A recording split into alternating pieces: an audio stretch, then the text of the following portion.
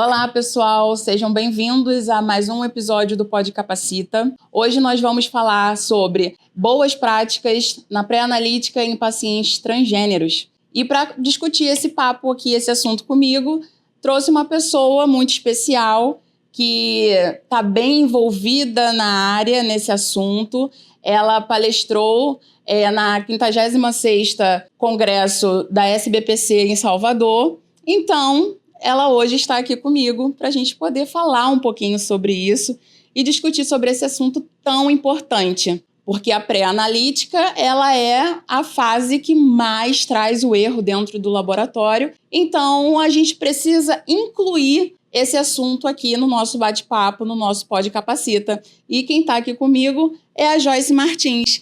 Queria te agradecer por ter topado a estar aqui comigo. E muito obrigada por ceder um pouquinho do seu tempo. Seja bem-vinda. Muito obrigada. Agradeço pelo espaço para a gente falar de um assunto tão importante, tão relevante, né? Joyce, é um assunto delicado, né, de se falar, mas muito importante, né? Como mesmo você já mencionou em diversos papos, em bastante conversas. Teve a honra de estar no Congresso falando sobre, né? Não é um assunto tão fácil de se falar. E queria saber de você, qual é a maior dificuldade em estar incluindo esse atendimento dentro do laboratório, porque sabemos que nem todos estão fazendo um atendimento correto, uma forma inclusiva e de forma que deixem os nossos pacientes tranquilos. O que você acha que pode trazer de dificuldade, como está sendo essa dificuldade para colocar dentro do laboratório,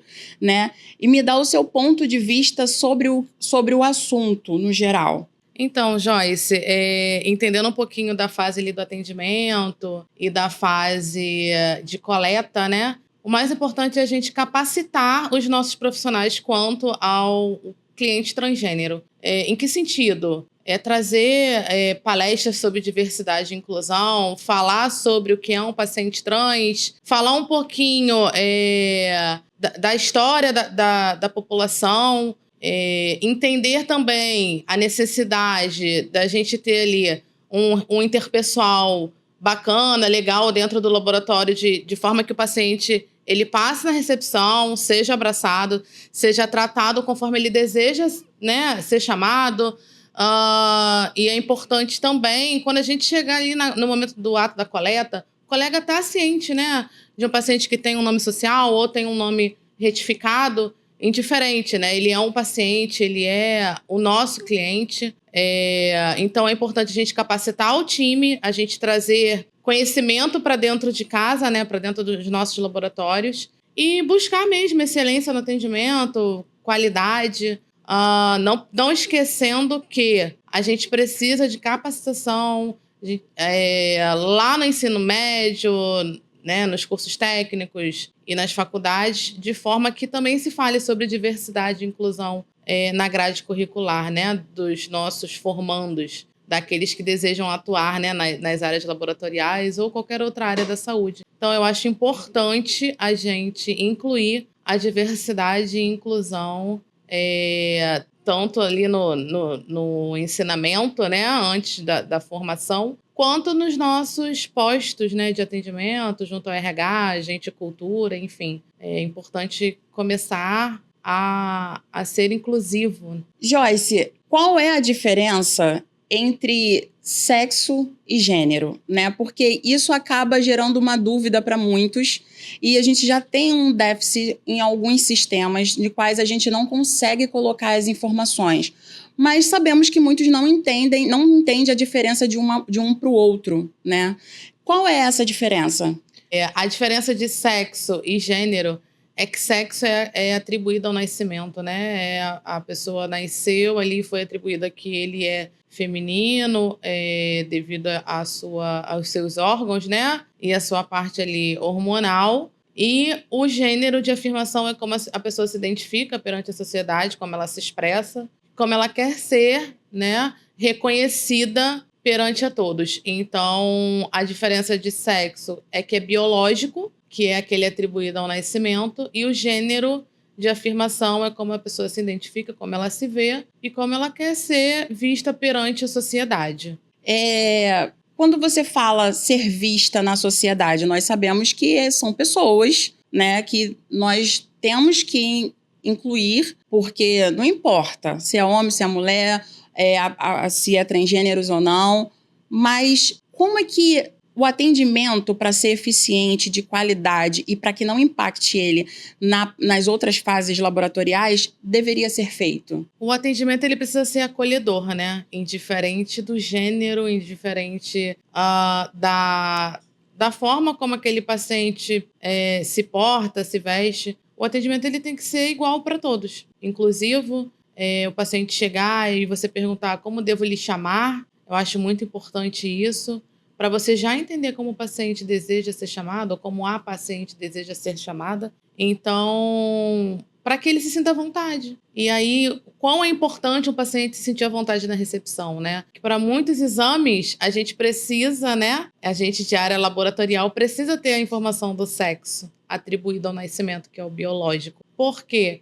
Porque impacta numa referência de exame hormonal, impacta, por exemplo, no exame de cariótipo, né, que a gente tem contagem cromossômica, então eu vou ter ali a definição de um sexo diferente do que foi cadastrado, esse paciente vai cair ali para uma recoleta ou para uma contestação do time de assessoria científica, entrar em contato, e aí tem toda aquela questão, né, de você entrar em contato para confirmar um dado. Então, eu vejo que é muito importante a gente começar a incluir dados de gênero nos nossos cadastros, né?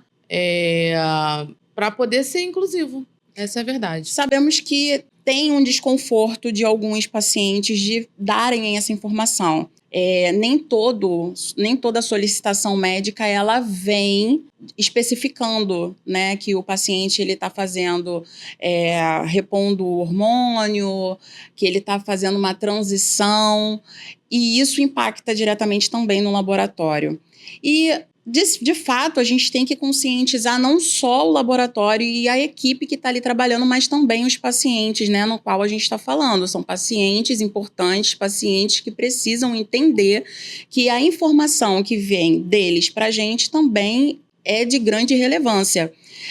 Quando o paciente ele não dá essa informação no momento do cadastro, o que pode impactar na nossa liberação? Olha, Joyce, a gente tem muitos exames, né, dentro de um portfólio aí, laboratorial de exames que vão sair com valores acima, né, da média ali, do valor de referência. Então, a ausência de dados ela pode impactar numa recoleta, né, devido a dados que foram omitidos. Mas claro que o paciente, em muitas das vezes, ele não se sente confortável, porque o paciente ele sofre discriminação, preconceito. Então, se formos inclusivos, se a gente entender, se a gente saber se expressar como qualquer outro paciente, né? Eu acredito que o paciente vai se sentir confortável para repassar os dados para a gente. Mas é importante que no ato do cadastro a gente não pergunte só o sexo,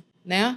A gente pergunte o sexo biológico e o gênero de afirmação. Porque habitualmente na recepção a gente pergunta o sexo apenas. Então, acredito que a gente comece aí a caminhar tão breve para uma inclusão de gênero em cadastros, né? Ali na ponta, na fase pré-analítica. Porque, na verdade, toda informação, independente do sexo, ela também precisa ser incluída lá no momento do cadastro, né? Isso vai fazer toda a diferença. Como você falou, até mesmo na hora de fazer uma ligação para solicitar uma recoleta, né?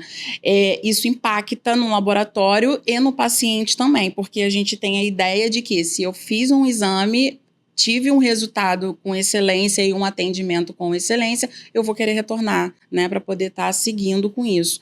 Mas o que eu também queria que você falasse um pouquinho era sobre a referência, o valor de referência, ela linka ao quê? Como é que a pessoa sabe que o valor de referência está adequado para o paciente naquele momento? Então, na realidade, todo prescritor, médico, assistente que está ali assistindo esse paciente, ele vai saber caminhar, né, com aqueles dados, com aqueles resultados para continuar o tratamento do cliente. Mas claro que a gente podendo repassar informações de formas mais claras, eu acho bem bacana. Hoje, muitos laboratórios linkam o valor de referência ao sexo biológico. E eu acho importante a gente começar a incluir o gênero de afirmação no cabeçalho, né, próximo ao nome do paciente, que é um direito dele de ter. Então, e começar a entender, né, o que a gente deve mudar, o que vai ser mais confortável, o que vai ser mais, que vai me trazer mais excelência no atendimento e qualidade, confiabilidade, segurança. Então, a gente precisa começar a incluir, né? Modificar, transformar. Então, eu acho que trazendo o gênero de afirmação no cabeçalho, o paciente informando pra gente o sexo biológico, as coisas vão ficar mais claras, né? Um outro ponto importante e talvez relevante é começar a se pensar se por um valor hormonal a gente não conseguiria liberar valores de referência feminino e masculino no mesmo resultado. Então, é importante que o gênero saia junto ao nome do paciente no cabeçalho para a gente deixar aquele laudo de acordo com como o paciente ele se identifica perante a sociedade, né? E para que a gente também comece a ser inclusivo. Tem muitos laboratórios que não se adaptaram ainda, né? E existe essa dificuldade. Você tem visto muito isso? Porque em alguns momentos, como eu faço consultoria e mentoria para alguns laboratórios, eu vejo que ainda não foi falado sobre. Você tem visto isso? Vivenciado na prática, eu não tenho vivenciado. Mas o que a gente tem hoje são muitas dúvidas. Dúvidas de conceitos, até. Então, a diferença de um sexo e de um gênero, eu acho importante começarmos a falar sobre isso, sensibilizar o time, né, os profissionais da área de saúde, o quão é importante o conhecimento, né? Então, o que eu vejo é que a gente precisa disseminar sobre o assunto, disseminar informação, falar sobre conceitos, falar sobre forma de tratamento, falar sobre preconceito e discriminação, e deixar o time, né, de forma que ele esteja ali aberto a receber um cliente no seu laboratório, seja ele transgênero ou não, né? E a gente sabe, né, que a gente tem funcionários também, inclusive já trabalhei com uma pessoa, né, eu não vou falar o nome, mas era um ótimo profissional e foi uma surpresa muito grande para mim, porque ele sempre reclamava em relação ao atendimento quando ia, né, para fazer esse tipo de atendimento.